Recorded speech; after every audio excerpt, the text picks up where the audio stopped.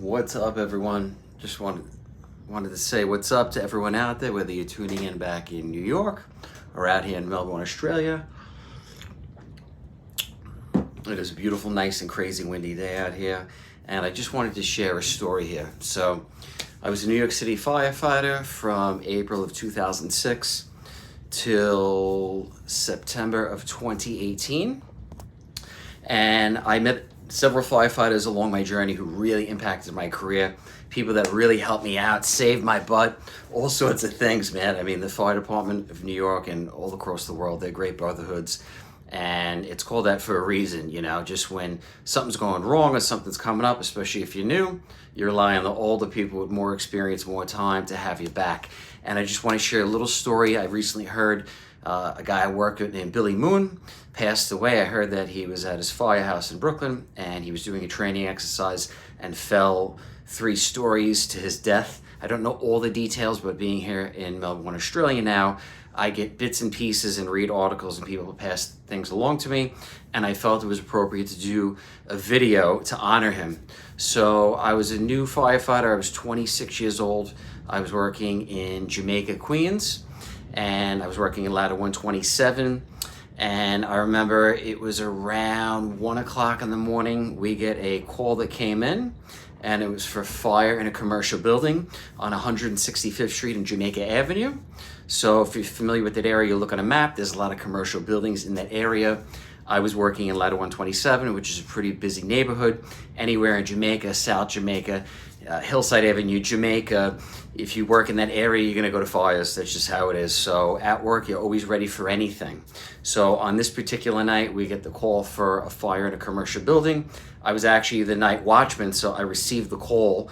I was in the house watch when the call came over. Boom, it just respond, commercial, 165th in Jamaica. So I call over the intercom, everyone comes down, we jump on the trucks, we're going there, and I had the roof position. And now at this point, I probably had, I don't know, a few months on the fire department. I got on, like I said, in April 2006. This was probably, I don't know, around October-ish.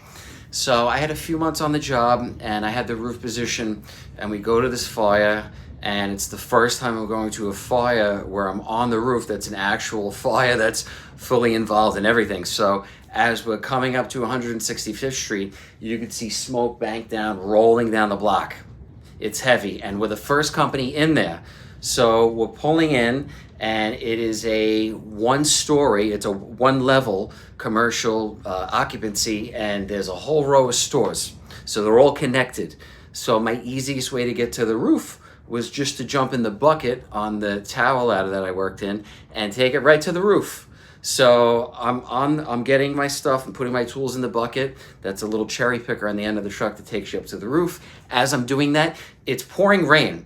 So there's thick smoke coming around, there's rain coming down. I mean, it just, you never know what can happen. You know, it's October-ish, so it's not too cold out yet, but it's a little chilly that night, you know, but manageable. So I'm putting my stuff in. I put my saw up there, I put all my tools, everything I need in there. And I get up to the roof, and on the edge of the roof, there's a parapet. So that's a wall that's about, sometimes they could be a couple feet high, 5-6 feet high. Sometimes they're 2 or 3 feet high. This parapet on the edge of the roof, the edging there, I would say was about 4 or 5 feet high. So I get up to the edge of the parapet, I put the tower ladder just over it, so if I have to jump out or get out, I'm on the roof, I'm safe. So I had a 6-foot pole, what we call a pike pole or a hook, and I just checked the roof to make sure the roof was there and it was sound. So I leaned out of the bucket, I checked the roof, I hit the rooftop, I could feel that it was there. All right, good. So I'm nervous, my blood's racing. I got to get on the roof. I got to get the saw up there. I got to give a report, and then I got to start venting and then cut the roof open to make sure the guys down below are safe and that they're not taking a beating inside. Because if you don't vent the roof, if you don't break the windows, cut the roof open, if you don't provide proper ventilation, you could burn people that are inside. So at this point, I don't know if there's just firefighters in there. I don't know if there's people that are living in this building. You never know. Just because it's a commercial building that there's stores, there could be people living in there or squatting in there. So you have to get to the roof, and it says in all the FDNY manuals, nothing shall deter the roofman from making the roof. Nothing. shall deter. Nothing at all. So I'm up there, I check the roof, I throw all my stuff off, and I get over the roof, I get down, and I pick my saw, the saw I pick up to go and cut the roof, and it was in a puddle of water.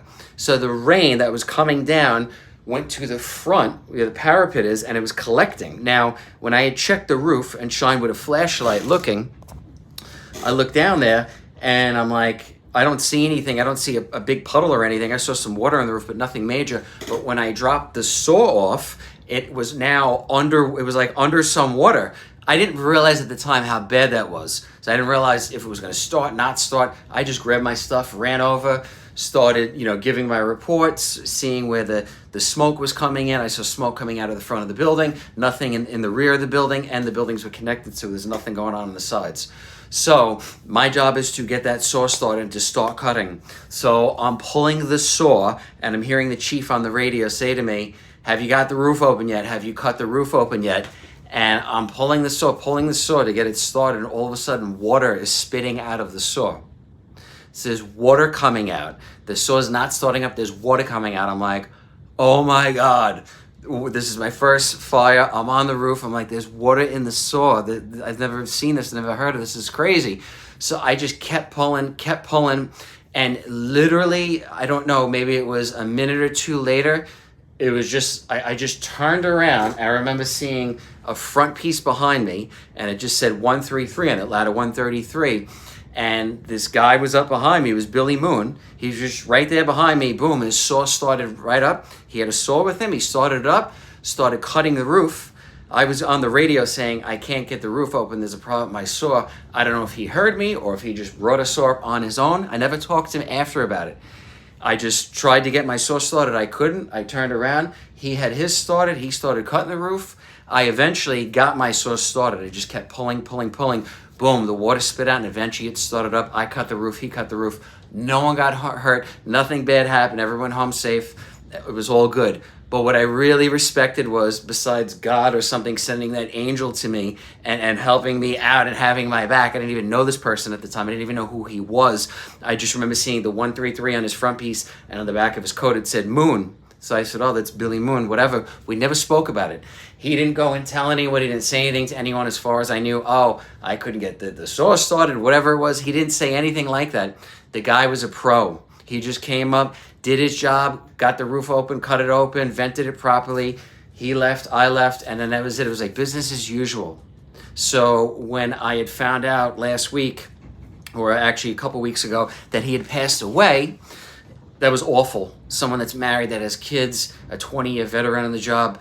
You should work, you should do your time, and then when you retire, you should be able to at least live that. You work 20 years, you should at least live 20 or 40 years. That's what it's all about. It's all about when you retire and living your life after that. So I just wanted to share this little quick story with you guys. You never know, sometimes you're in weird situations, or when everything seems to be going wrong, sometimes a miracle happens or just something happens. I don't have an explanation for that, okay?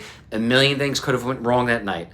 Maybe the guy came up, didn't have a saw. Maybe they were delayed getting in. I could have been stuck up there by myself. I could have panicked. I could have given up and not tried to get that saw started, but I did not give up trying to get my saw started, and this angel just appeared literally and was able to do what I couldn't do initially, got the job done. We worked together, and we all work together like a unit, just like the FDNY does. So it's very important, no matter what job you're doing or where you are, listen to your intuition. If things aren't going right, try to remain calm, try not to panic, continue to do the mission, whatever it is, just get the job done, keep doing it, do not give up. And yes, like I've seen many a times, and I'm writing a book about this. I started writing it about a year and a half ago, called Angels in the Firehouse. Billy Moon is passed away now, but he is one of those angels now, because I know that when people pass, when firefighters pass, when our loved ones pass, there are things that we cannot explain that sometimes happen that would appear to be miracles on the outside. I don't have any other way to describe it. Just some things happen. There are these unsolved mysteries, okay, that are happening here on Earth on a daily basis all over the world, whether you're in Melbourne, Australia, or Jamaica, Queens, working in a firehouse. If you have the eyes to see them, if you trust your intuition, you can feel them, you can sense them. And after, you can have the awareness to realize, wow, that might have been an act of God. Maybe it was, maybe it wasn't. To me, I know what was, okay? And I know that Billy, where he's at now, he is one of those angels in the firehouses that he had worked at, okay, and beyond. I'm sure he's around his family, but when they transition, when firemen transition, my experience with this is that first responders, police, fire, EMS, when they pass away, part of their soul will linger around where they used to work, especially if it was a good experience, and they love the guys and love being around that culture. Billy Moon was one of those guys, so I have no doubt about it. If you talk to guys that he worked with, whether it's in Rescue 2 in Brooklyn or Ladder 133, Engine 275 in Jamaica, I'm sure they're feeling and sensing Billy around. I can bet you they are, because I know a lot of those guys and gals, and they're good people. They got giant hearts. So I just wanted to pass this on. People ask me about real life stories, things I've been through as a firefighter, things I've been through as a mortician, working in a funeral home, working through COVID. I've seen a lot of interesting things in life. And what I've realized is it's important to share these things, to talk about it, because by sharing this awareness, this allows other people out there that are going through things, that are seeing things, that are sensing things, to share these stories. We're not alone. We're here for a whisper, a glimpse. It seemed like yesterday was 2006 when I worked with Billy Moon. It's 2023. I could remember that like it happened yesterday. So we're here on Earth. Everything seems slow, but then eventually it seems like it was fast. Everything happened so fast. And I don't have all the answers to this, but it's important to share these stories, the good memories, the things that unite us and bring us together, because as we're in this together, we could start to get more answers to figure this thing out, whatever this is, wherever we're at, whatever's going on here in life. It's by that awareness and by sharing these stories, we help and educate each other to share the reality that we are not alone, we are eternal, and we will always be here with each other. Thank you for tuning in. Love you guys. Peace. What's up, Ange? Thank you for tuning in.